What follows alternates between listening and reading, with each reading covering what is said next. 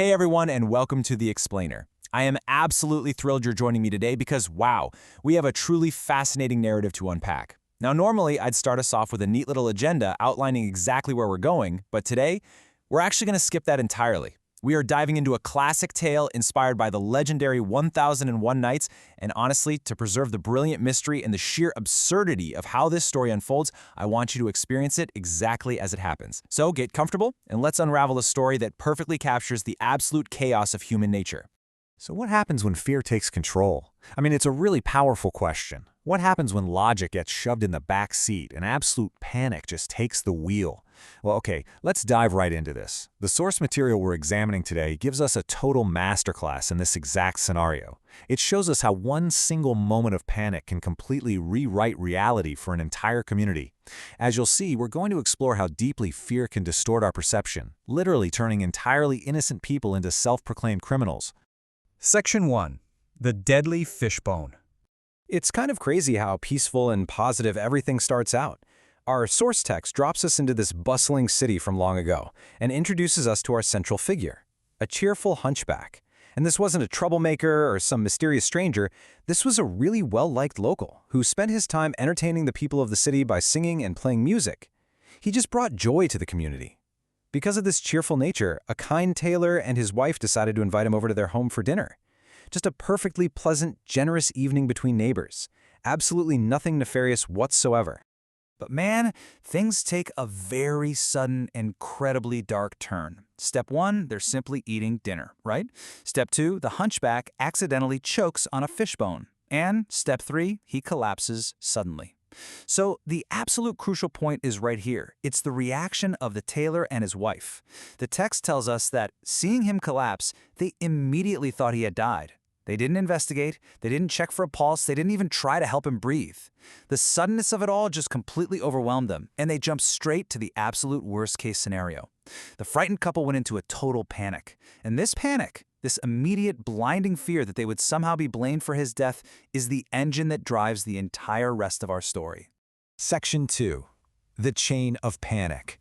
Now notice just how fast this all happens over the course of a single night. In the evening, the tailor and his wife, terrified of being blamed, secretly carry what they fully believe is a dead body to a nearby physician's house, dump it right outside the door, and run away. Night falls. The physician returns home in the pitch dark, can't see a thing, and literally stumbles over the body. He is completely terrified, believing he just accidentally killed a man by tripping on him. So, to avoid punishment, he desperately drags the body to the house of a wealthy merchant. Late night hits. The merchant finds the body on his property. He panics, assuming he must have somehow caused this death, and secretly carries it away to a watchman's post. Early morning arrives, and the watchman discovers the body, immediately assuming a thief died right there during a violent fight. I mean, one night, 4 different locations. It's an escalating relay race of sheer, unadulterated panic. And this brilliantly illustrates exactly how subjective reality can become when fear is involved. Let's really break down this chain reaction. Take the physician. His discovery was just stumbling in the dark. His false assumption? I accidentally killed him. He didn't even pause to wonder why a body was there. His fear made him the culprit instantly. Then look at the merchant. He discovers the body, and his false assumption is that he somehow caused the death simply because it's near his house. Finally, the watchman. He finds the body, and his brain immediately constructs this entirely fake backstory about a thief dying in a brawl. Every single person on this list took the exact same piece of objective evidence, an unconscious man on the ground, and crafted a completely different, wildly incorrect narrative based entirely on their own personal fears. All right, moving on to Section 3. A series of confessions. The absolute absurdity of where this panic leads is just staggering. Because of all this secretive moving of the body, before long, several entirely innocent people find themselves accused. But here is the wildest part of the source text. They actually confessed. Multiple false confessions were given to the authorities. The physician, the merchant, they each literally stepped forward to confess to a crime they had never actually committed. Why? Because the panic had fully convinced them that they were responsible. They confessed to a brutal, complicated murder that literally never happened. Notice the exact language from our source text here. Thinking he had died, believing he had accidentally killed. Look at the verbs, thinking, believing. These aren't facts, right? They are internal, unchecked assumptions. The text uses these words really deliberately to show how assumptions completely override reality.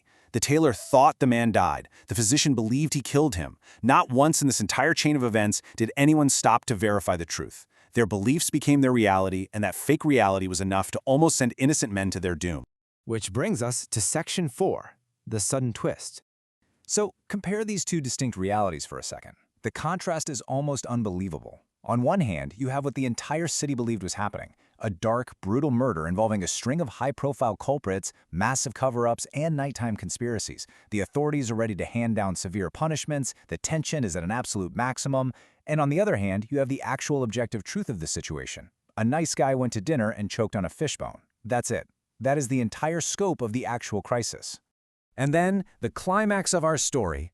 Just as these innocent people are confessing and the tension is literally unbearable, the text tells us that the hunchback suddenly coughed, spat out the fishbone, and stood right up, completely alive. I mean, just imagine the scene. The crowd is absolutely stunned. The judge, who was literally about to sentence innocent men for murder, just bursts into laughter out of sheer relief. In one single moment, as that fishbone hits the floor, the massive, terrifying illusion built by fear shatters into a million pieces. Everyone finally realizes that no murder had ever taken place. Section 5. The moral of the story.